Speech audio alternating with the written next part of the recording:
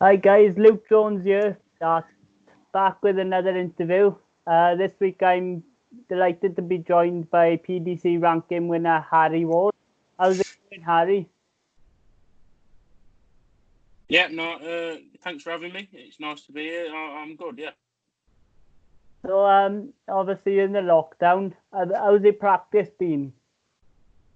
Well, I'll be honest. For a good month, I didn't really pick up my darts as much as I should have. But the last couple of weeks, since the announcement's been made that darts is coming back, I've been practicing more. It's been nice to have a break. I'm back to work now as well, so I feel good. I'm looking forward to it starting again. Yeah, I guess it helped as well playing in the home tour. I know it didn't go as planned, but it's good to get that match practice in when everything's come to a standstill.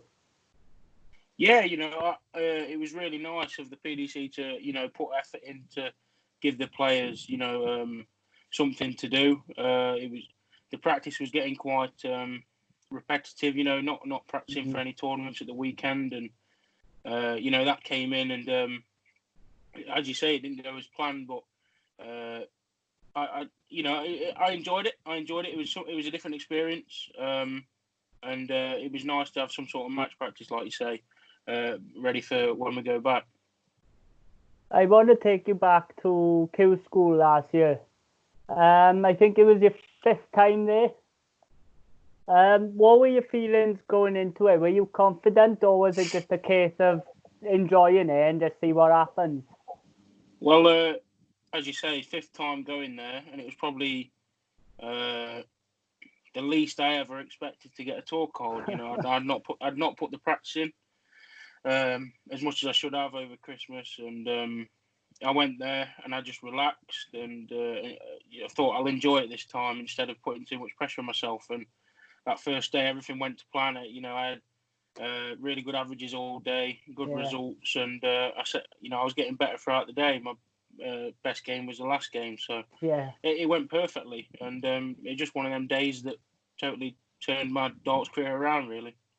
Yeah, as you said, your averages were brilliant. You stormed through it. Last game you averaged 103 against Mark McGeaney, and your average was 94 for the day. So it must have been a brilliant feeling bringing your A game to the first day of Q School.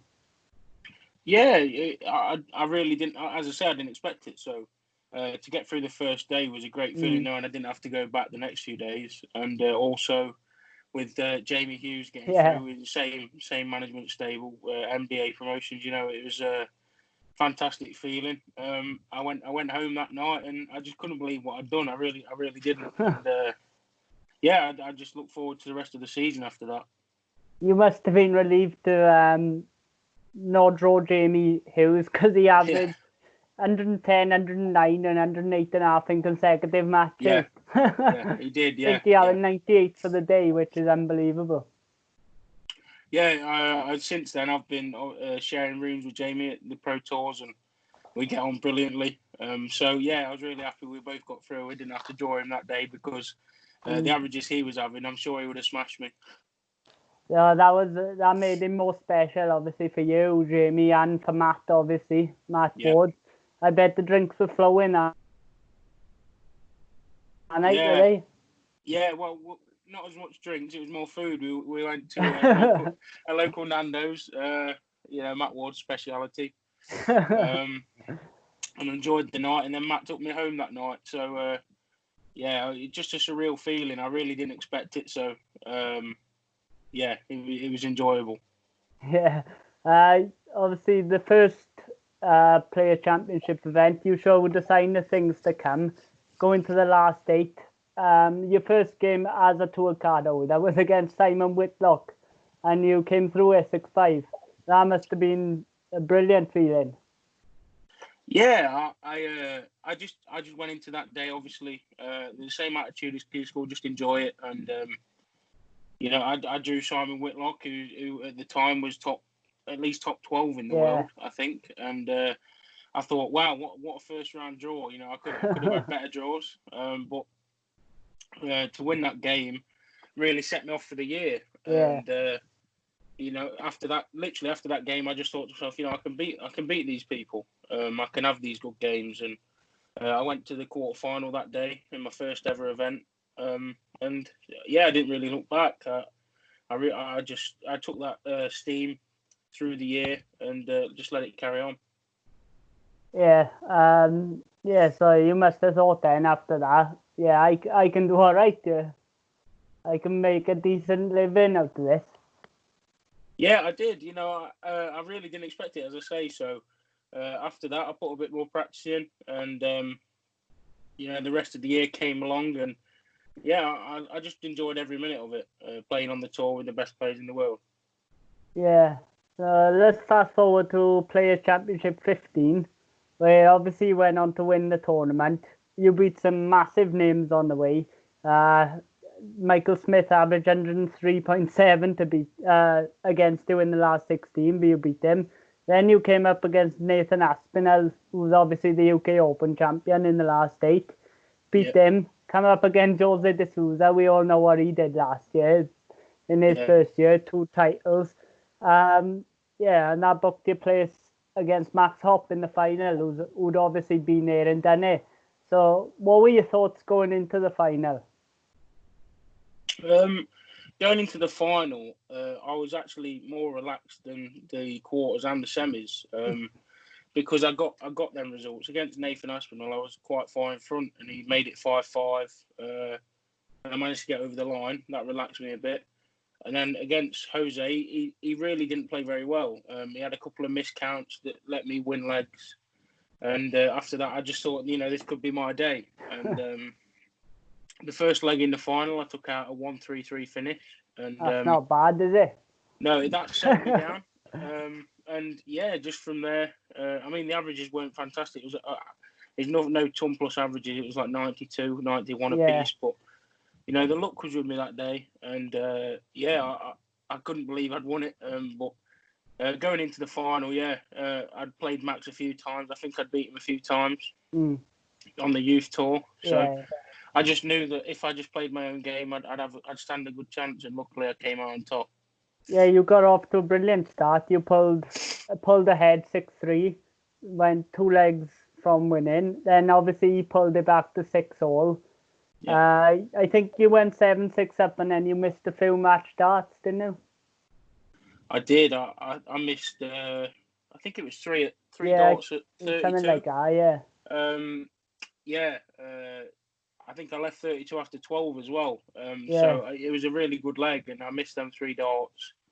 And I just managed to focus the next leg, but it's horrible missing darts in the match. Luckily, I got a few more. So how do you regroup after that? Because obviously you've had darts to win.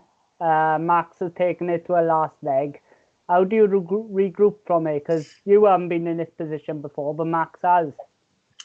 To be honest, I really don't know. I learned more about myself in that last leg at 7-all for my first title than I have in my whole career. I could have easily bottled that leg, as in I started off with the 1-3-4. I remember the leg shot by shot, but I started off with 2 treble visit, and from then I just carried on. I scored really well all game, but I don't know. Honestly, don't know how I did it. Just the adrenaline and the rush I was having just seemed to carry me over the line.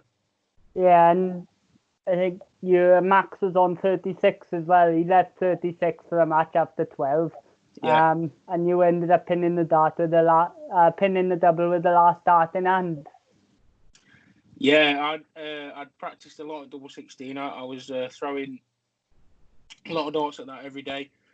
That helped me hit that dart in last dart in hand, and from then on, the 68 finish. Every time I leave 68 in any game, I always think to myself, I've took this out for the biggest moment in my career. So, it always gives me great confidence in that.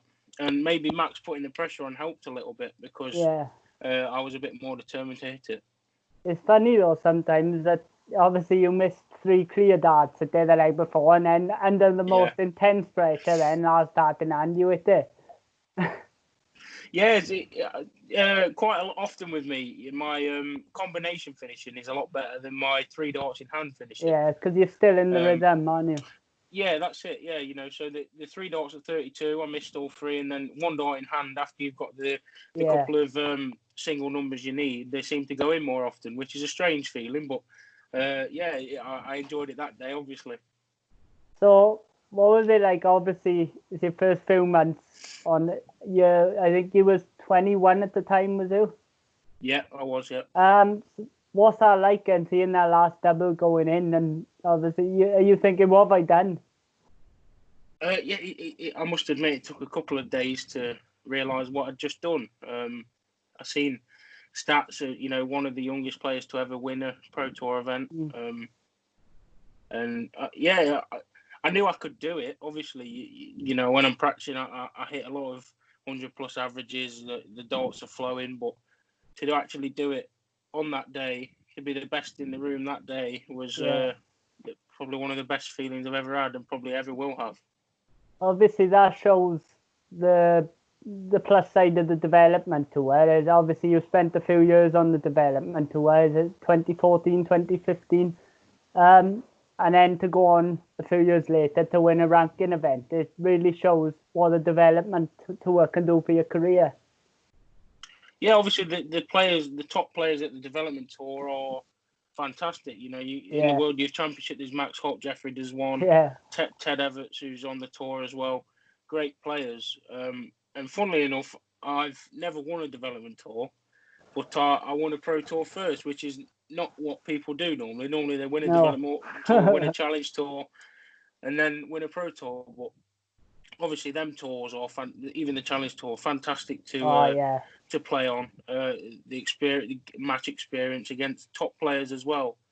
That put me in good stead the years before, and then I took that experience onto the Pro Tour and managed to win. You also in your first year, you beat. Obviously, that wasn't a one-off. I think you reached 3 other quarterfinals. You beat high-quality names such as Joe Cullen, Johnny Clayton, Peter Wright, and Dave Chisnell, amongst others. That must give you a hell of a buzz. Obviously, Peter Wright went on to win the World Championship that year. Yeah, obviously playing them players, like you say, week in, week out, is a great feeling. Just to be playing them and then to get scalps like Peter Wright, Dave Chisnell, Johnny Clayton is also good because it makes the practice worthwhile. And I think the game against Peter, I was actually 4-0 down. So I was just thinking. So, the experience it gives you is unbelievable. I honestly believe my floor game, when I'm playing very well, my scoring, my 180s last year were great. I just like to get on stage more. And that'll improve my game. But yeah, I love the Pro Tour. It's fantastic to be playing these players. You're excited for the return on the 8th of July? Yeah, I'm excited to see where my game's at. My scoring, as I say, in practice has been great. So we'll see how it goes. There's 5 days in a row, so anything can happen. You can't let the first couple of days results say if they go bad. You can't dwell on that. So there's plenty of opportunity to play well and do well. So I'm looking forward to it. And how important is it to have the likes of 2-time major winner Darryl Gurney and obviously Jamie Hughes, a brilliant player as well? How important is it having them in the same management stable? Oh, it's so good. I get on with everyone in the MDA stable, but I share with Jamie. We go out together to play a few games of pool, or we spend the night together, watch some TV, and relax. But also Darryl, I practice with Darryl for 2 or 3 hours before the Pro Tour event every time. And to have that experience on your side, giving you advice, is great. Darryl's practice routine with me before every Pro Tour helps me out. And it is really good. Obviously, there's the younger players in the MDA as well. I try and pass my experience, even though I'm not too old, onto them. But we all get along, and it's fantastic to have in your corner. Yeah. You're obviously ranked 64 in the world, which is where you need to be now at the end of the year. Well, we're not sure where the Q School's going to go on as usual, but obviously you need to stay within that top 64. Is that your primary focus now to keep your tour card? Yeah, obviously, I don't want to go back to Q School. My record there is not great, but top 64 was obviously my aim at the start of winning my tour card. Yeah. So that is the aim now, but obviously the rankings at the minute, no one really knows what's going to happen because there's been so many events missed. Yeah. No one knows what's going to happen until December. Maybe the World Championships will happen, So, yeah, obviously the top 64 is what I want to stay on the Pro Tour and then obviously push a bit higher next year if I can. Obviously, hopefully it won't happen, but if you do end up losing your tour card, obviously your last experience at Q School is bound to help because you've got that confidence now. You think, yeah, I can come through this. Yeah, there's a few people that have done that as well. Lost their tour cards and then won it the next Q School. Matt Edgar's done it the 3 times, I think. Yeah, Matt Edgar. Yeah, I think did Bradley Brooks do it? I think, Bradley Brooks. Yeah, he lost it and then he got it back in January. Ryan Meikle, I think, as well. I think he did it. Yeah. So yeah, obviously that experience to get through Q School, knowing how it feels to get through, must help. Hopefully, I don't obviously go into that situation, but if I do, I'm sure that experience of getting through on the first day 2 years ago will help. Yeah. I'm going to finish with a question I ask all my guests. Who's your top 5 greatest players of all time, going from number 5 right down to number 1? Oh, that's a tough decision. Fifth place, I would say Eric Bristow. Yeah. I think he's obviously what he did and winning the world titles and his legacy is fantastic. Fourth place, oh God. This is my personal preference, obviously. I really like Gary Anderson. I think he's great. I think what he's done for the game as well is great. Winning back-to-back world titles is no easy feat. Yeah. And I think he makes it look so easy as well. And he got to a final to win the 3rd in a row as well. He did. Going down to Michael Van Gerwen. Yeah, that's it. Yeah.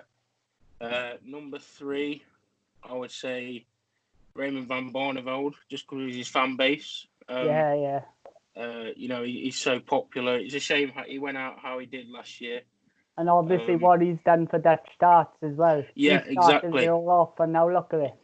That's it. Yeah, and then you've got people like Van Gerwen coming through, and Jeffrey does one. But going on to Van Gerwen, I think he's second. Yeah. The averages he hits now is amazing. His standard is great. Winning so many Euro Tour titles he does in a year. He did that year. Phenomenal.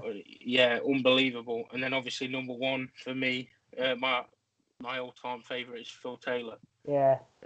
Winning as much as he did and staying on top for that many years and not losing the dedication is one of the best things I've ever seen. And I don't think no one will ever do what he's done. But just watching him for years and years and years staying on top was great to watch. Yeah. And those two are so far in front as well, aren't they? Because Phil Taylor took it to where he did, obviously winning 16 world titles, and then Van Gerwen has just pushed it even further now. Yeah, he has. Yeah. I think Van Gerwen's A game is maybe a little bit better. The averages he's hit obviously have been a bit better. He's got the world record average. But Phil Taylor's dedication to stay on top for that long is what sets him out in front for me. Yeah. Good choice. So, thanks for joining me, Harry. It's been an absolute pleasure. No problem. I wish you all the luck now when everything gets up and running again. I hope you can hit the ground running on the 8th of July. Thank you very much, Luke. I appreciate that, mate. Cheers, mate. Cheers.